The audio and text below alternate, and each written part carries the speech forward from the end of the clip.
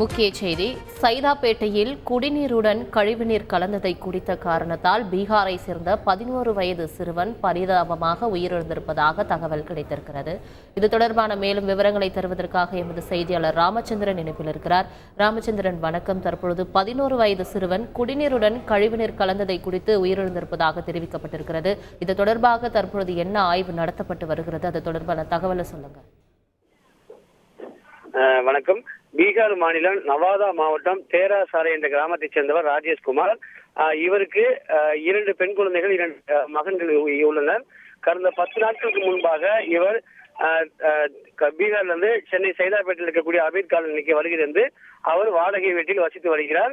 கடந்த 26ஆம் தேதி இவர் அருகில் இருக்கக்கூடிய தனியார் நிறுவனத்துக்கு அவர் மனைவி, அவர் மூத்த மகளுடன் பணிக்கு சென்றுள்ளார். அப்பொழுது வீட்டில் இருக்கக்கூடிய 2வது மகன் மற்றும் மகளும் வீட்டில் இருக்கக்கூடிய குடிநீரை குடித்ததற்கு அவர்களுக்கு வயிற்றுப்போக்கு ஏற்பட்டுள்ளது.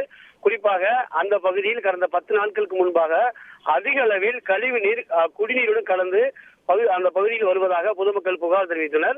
அந்த நீரை பருகியதால் அந்த சிறுவனுக்கு தொடர் வயிற்றுப்போக்கு ஏற்பட்டு அருகில் இருக்கக்கூடிய தனியார் மருத்துவமனை சிகிச்சை எடுத்து பின்னர் கலைஞர் நூற்றாண்டு மருத்துவமனை, கிண்டியில் இருக்கக்கூடிய கலைஞர் நூற்றாண்டு மருத்துவமனைக்கு சிகிச்சை சென்றுள்ளார். அதன் பிறகு அவர் ராஜீவ்காந்தி அரசு பொது மருத்துவமனைக்கு செல்ல வேண்டும் என்றும் அறிவுறுத்தல் வழங்கியுள்ளார்.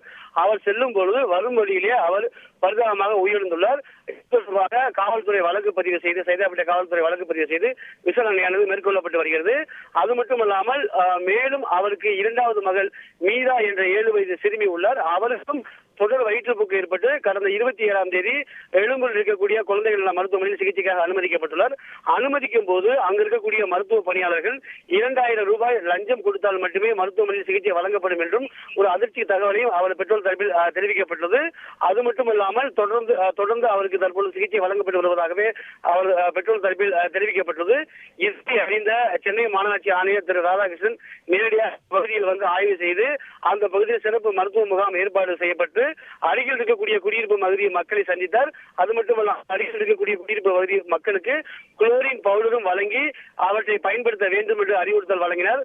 அது மட்டுமல்லாமல் சென்னை மாவட்ட உணவு பாதுகாப்புத்துறை அதிகாரி திரு சதீஷ்குமார் நேரடியாக அந்த இடத்திற்கு வருகை தந்து அவர் சிறுவன் உணவை அருந்தி இறந்தாரா அல்லது குடிநீர் மூலமாக இறந்தாரா என்பது குறித்து நேரடியாக ஆய்வு செய்தார். முதல் கட்டமாக அருகில் இருக்கக்கூடிய பெட்டி கடையில் நேரடியாக காலாவதியான உணவை உட்கொண்டார் என்பது குறித்தும் அவர் ஆய்வு செய்தார். அது மட்டுமல்லாமல் சிறுவன் கழிவுநீர் கலந்த குடிநீரை குடித்ததன் காரணமாகத்தான் அவர் உயிரிழந்ததாக கருதி அவர் அருந்திய நீரை அவர் சாம்பிள்ஸ் எடுத்து கிண்டியில் இருக்கக்கூடிய ஆய்வகத்துக்கு அனுப்பப்பட்டுள்ளது. அது இன்று மாலை கொண்டு வரப்படும் என்றும் திரு சதீஷ்குமார் தரப்பில் தெரிவிக்கப்பட்டுள்ளது. பீகார் 11 வயது சிறுவன் கழிவுநீர் கலந்த குடிநீரை பருகியதால் உயிரிழந்தது அப்பகுதியில் மிகப்பெரிய சோகத்தை ஏற்படுத்தியுள்ளது.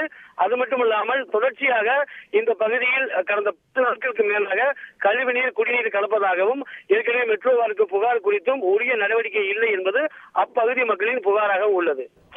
விரிவான தகவல்களுக்கு நன்றி ராமச்சந்திரன். செய்திகளை உடனுக்குடன் தெரிந்து கொள்ள உடனே சப்ஸ்கிரைப் பண்ணுங்க.